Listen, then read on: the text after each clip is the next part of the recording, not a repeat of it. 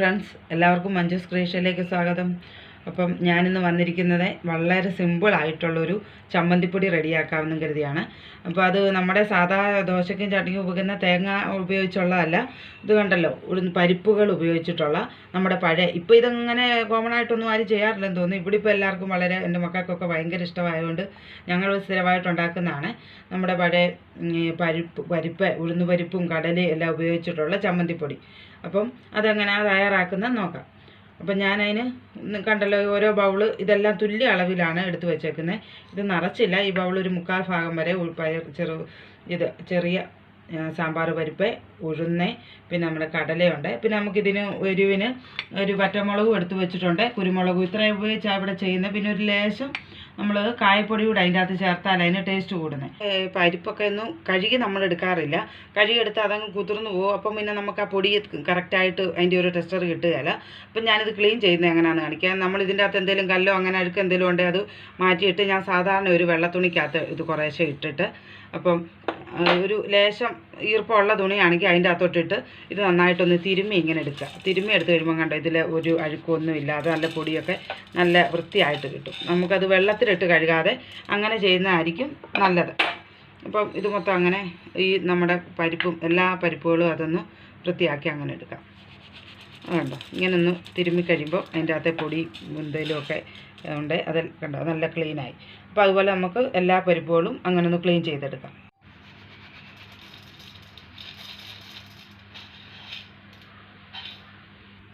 ഇതിപ്പോൾ ഉഴുന്നുപരിപ്പാണ്. ഇതുകൂടെ ഒന്ന് ക്ലീൻ ചെയ്യാം.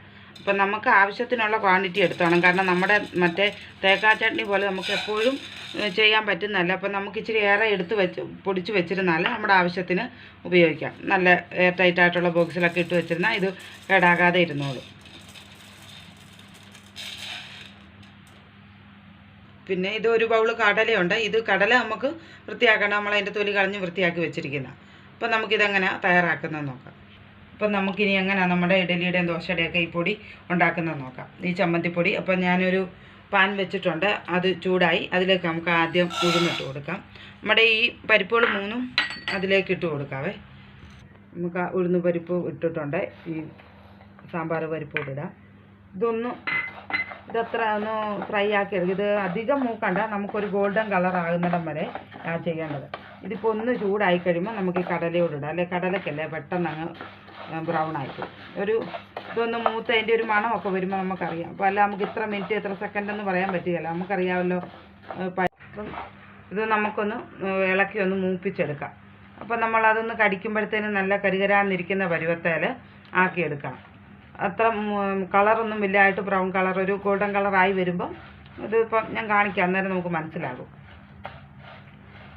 ഹാഫ് നമുക്കൊരു ഇതാകുമ്പോഴത്തേനെ നമുക്ക് ആ കടലയോട് ഇട്ട് കൊടുക്കാം. അല്ലെങ്കിൽ കടല പെട്ടെന്ന് അങ്ങ് മൂത്ത് പോകും. നമുക്ക് നല്ല കളറും ഇതിന് പൊടിക്കുമ്പോൾ ഒരു ഇതിൻ്റെ തന്നെ നല്ല കളർ നിൽക്കണം, അല്ലാതെ ഡാർക്ക് കളറായി പോകാതെ ചെയ്യണം.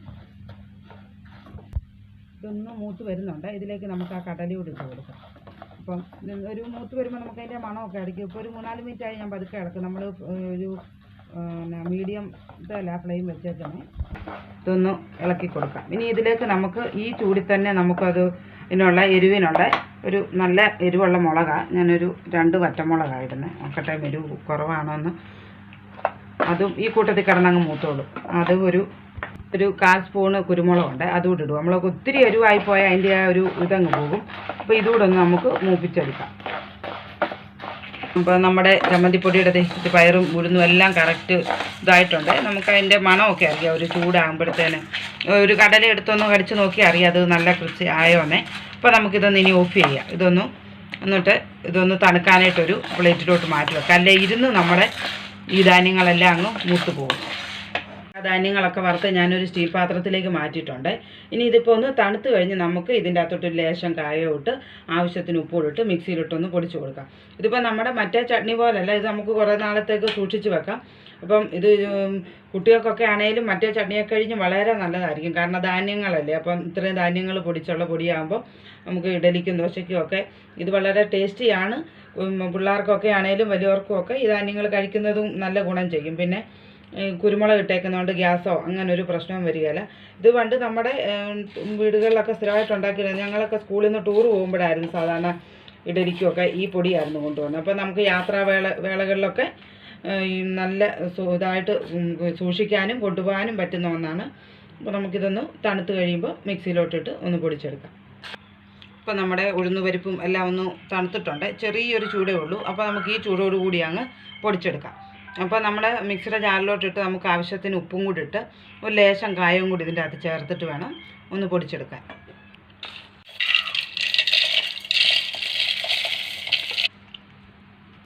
ഞാൻ എൻ്റെ അകത്തോട്ട് കുറച്ച് ഉപ്പൂടെ ചേർത്തു.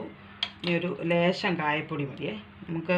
ഇപ്പോൾ നിങ്ങൾ റെഡിയാക്കുമ്പം നമുക്ക് എത്രയാണോ ടേസ്റ്റിന് ആവശ്യം അത്രയും അങ്ങ് ചേർത്തോണം. ഇതിപ്പോൾ നമുക്ക് അടിച്ചെടുക്കാം. ഇപ്പം നമ്മുടെ ചമ്മന്തിപ്പൊടി ഇവിടെ റെഡി ആയിട്ടുണ്ട്. ഇത് പെട്ടെന്ന് പൊടിഞ്ഞ് കിട്ടും. കണ്ടോ, മിക്സിയിൽ പൊടിച്ചെടുത്താണ്. ഇതിലോട്ട് മാറ്റാവേ. അപ്പോൾ ഇനി നിങ്ങൾക്ക് ഇതിൻ്റെ അകത്ത് കടലപ്പരിപ്പില്ലെങ്കിൽ നമുക്കിതൊന്നും ഇപ്പം ഉണ്ടാക്കാത്തവർ ചെയ്തിട്ടില്ലാത്തവരുണ്ടെങ്കിൽ ആ ഉഴുന്നുപരിപ്പും ഇത് മറ്റേ സാമ്പാർ പരിപ്പൂടെ തന്നെയാണെങ്കിലും ഒന്ന് പൊടിച്ചെടുത്ത് നോക്കണം. അപ്പം പച്ചമുളക് ഇടണമെന്നില്ല. നമ്മൾ വറുത്തെടുത്ത് വെക്കുമ്പോൾ അതിലോട്ട് ആവശ്യത്തിന് മുളക് പൊടി ചേർത്താലും മതി. അപ്പോൾ ആ ചൂടിൻ്റെ അകത്ത് ഇടുന്ന പൊടി കൂടെ ഒന്ന് ചൂടായിക്കോളൂ. അല്ല നമ്മൾ വറക്കുന്ന കൂട്ടത്തിൽ പൊടി ചേർക്കാൻ പറ്റുകയല്ലോ, അത് ചുമയ്ക്കുമല്ലോ. ഇത് ഉണ്ടോ? അപ്പം അങ്ങനെ ചെയ്യാം. അപ്പോൾ കടലപ്പരിപ്പില്ലാത്തതുകൊണ്ട് ഉണ്ടാക്കാതിരിക്കേണ്ട. അത് രണ്ടും കൂടെ ഒന്ന് ചെയ്ത് നോക്കിയാലും വലിയ ടേസ്റ്റ് വ്യത്യാസം വരികയില്ല. നമ്മുടെ മിക്സിയിലിട്ട് നല്ല സോഫ്റ്റായിട്ട് നല്ല നൈസ് പൊടിയായിട്ട് കിട്ടിയിട്ടുണ്ട്. അപ്പോൾ ഇത് നമ്മളോർക്കും മിക്സിയിലിട്ടാൽ മിക്സിയുടെ ബ്ലേഡിൻ്റെ മൂർച്ച പോകുമെന്ന്. പക്ഷേ മിക്സിയുടെ ബ്ലേഡിൻ്റെ മൂർച്ചയൊന്നും പോകില്ല. അഥവാ മൂർച്ച കുറഞ്ഞാൽ നമുക്കൊരു 2-3 സ്പൂണ് ഉപ്പിട്ട് മിക്സിയിൽ, അത് ഏത് ജാറിലാണേലും അടിച്ചാൽ നമ്മുടെ ബ്ലേഡിൻ്റെ മൂർച്ച കൂട്ടാവുന്നതാണ്. അപ്പോൾ ഇത് നമ്മൾ കുട്ടികൾക്കൊക്കെ ആണെങ്കിലും മുതിർന്നവർക്കാണേലും ഇത് ഇഷ്ടമല്ലാത്തവരാരും കാണുകയില്ല. ഇവിടെ എൻ്റെ മക്കൾക്കൊക്കെ മറ്റ് ചമ്മന്തിയൊന്നും വേണ്ട, ഇത് മാത്രം മതി, അത്രയ്ക്ക് ഇഷ്ടമാണ്. അപ്പോൾ ഇതിൻ്റെ അകത്ത് നമ്മൾ ഒരു ലേശം വെളിച്ചെണ്ണയോടെ ചേർത്താണ് കഴിക്കുന്നത്. അപ്പം ഞാനതൊന്ന് വിളമ്പി കാണിക്കാവേ.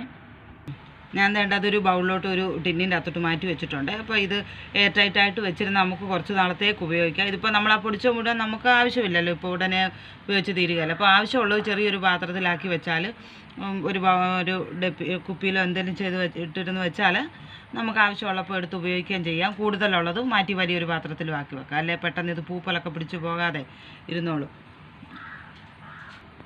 നമ്മുടെ ഈ ചമ്മന്തിപ്പൊടിയുടെ കളർ ഇതാണ്. അപ്പം നമ്മുടെ ആ പരിപ്പൊക്കെ വലിയ മൂത്ത് പോകാതെ നമുക്ക് പൊടിക്കുമ്പോൾ ഈ കളറ് കിട്ടത്തക്ക പരുവത്തിലെടുക്കണം. നമുക്കൊന്ന് കറണ്ട് പോയാലൊക്കെ നമ്മുടെ തേങ്ങാ ചട്നി അരച്ചെടുക്കാൻ ബുദ്ധിമുട്ടില്ല. അപ്പം നമുക്കിതുണ്ടെങ്കിൽ സാമ്പാറിൻ്റെ കൂടെയൊക്കെ ഇതുകൂടെ ഒന്ന് വിളമ്പി കൊടുത്താൽ നമുക്ക് ജോലിക്കാർക്കൊക്കെ ആണെങ്കിലും വളരെ എളുപ്പമായിട്ട് ഇത് ഉണ്ടാക്കി വെച്ചിരുന്നാൽ കുട്ടികൾക്കും എല്ലാവർക്കും മുതിർന്നവർക്കും എല്ലാവർക്കും ഇഷ്ടപ്പെടുന്ന ഒന്നാണ്. അപ്പം ഇത് നമ്മളെങ്ങനെ ഒന്ന് വിളമ്പി കാണിക്കാവേ. എങ്ങനെ ഇപ്പം നമ്മുടെ ചട്നി എങ്ങനെയാണ് നമ്മൾ കഴിക്കുന്നത്, നമ്മുടെ സാധാരണ തേങ്ങാ ചട്നി പോലെയല്ല, ഇത് കഴിക്കുന്നതിന് ഒരു വ്യത്യാസമുണ്ട്. ഇപ്പോൾ നമ്മുടെ ഹെൽത്തി ചമ്മന്തിപ്പൊടി ഞാനിവിടെ വിളമ്പിയിട്ടുണ്ട്. അപ്പോൾ ഇത് നമ്മൾ സാധാരണ ഉപയോഗിക്കുമ്പോൾ ഇത് പൊടിയായിട്ട് ഉപയോഗിച്ചാൽ നമ്മുടെ തൊണ്ടയ്ക്കോട്ട് കയറും, അറിയാമല്ലോ. ഏത് പൊടിയാണേലും നമ്മുടെ ഒരു ഇതുണ്ടല്ലോ. അപ്പം ഞാൻ സാധാരണ നമ്മൾ ഇതിൻ്റെ അകത്തൊരു ലേശം ചെറിയൊരു കുഴി പോലെ, വലിയ കിണർ പോലൊന്നും കുത്തണ്ട, ചെറിയൊരു കുഴി പോലെ ആക്കിയിട്ട് അതിലേക്കല്ലേ നമ്മൾ പാത്രത്തിലെടുത്തെങ്കിൽ പാത്രത്തിലേക്ക് ലേശം വെളിച്ചെണ്ണ ഒഴിക്കണം. വെളിച്ചെണ്ണ തന്നെ ഒഴിക്കണം, അല്ല നമ്മൾ ഓയിൽ ഉപയോഗിച്ചാൽ അതിൻ്റെ ഒരു ഇത് കിട്ടുകയില്ല. എന്നിട്ട് ഇതൊന്ന് ഇങ്ങനെ ഒന്ന് കുഴച്ചാൽ മതി. ഇത് കുഴച്ച് കിട്ടും. എന്നിട്ട് ഇത് നമുക്ക് ദോശയുടെയോ ചട്നിയുടെയോ ഒക്കെ കൂട്ടത്തിൽ ഉപയോഗിക്കാവുന്ന. അപ്പം നമ്മുടെ ഇഡലി എടുക്കുക, സാമ്പാർ ഉണ്ടെങ്കിൽ ആ സാമ്പാർ ഒഴിക്കുക. അപ്പം നമ്മുടെ ടേസ്റ്റി ഹെൽത്തി ആയ ചമ്മന്തിപ്പൊടി കൂട്ടി എല്ലാവരും ഇനി ഇഡലി ഒന്ന് കഴിച്ച് നോക്കണം. അല്ലെ ദോശ ഇഷ്ടമുള്ള ഏതാണെന്ന് വെച്ചാൽ ഒന്ന് കഴിച്ച് നോക്കണം. അപ്പം നമ്മുടെ ചമ്മന്തിപ്പൊടിയൊക്കെ ഇഷ്ടമായാൽ എല്ലാവരും ട്രൈ ചെയ്യുക. എന്നിട്ട് കമൻസൊക്കെ ഉണ്ടെങ്കിൽ അറിയിക്കുക. അപ്പോൾ എൻ്റെ ചാനൽ സബ്സ്ക്രൈബ് ചെയ്യാത്തവരുണ്ടെങ്കിൽ സബ്സ്ക്രൈബ് ചെയ്യണം. തൊട്ടടുത്ത് കാണുന്ന ബെല്ലൈക്കണെ കൂടി ഒന്ന് പ്രസ് ചെയ്യണം. അപ്പം അടുത്ത ഒരു ഡിഷുമായിട്ട് വരുന്നിടം വരെ എല്ലാവർക്കും നന്ദി, നമസ്കാരം.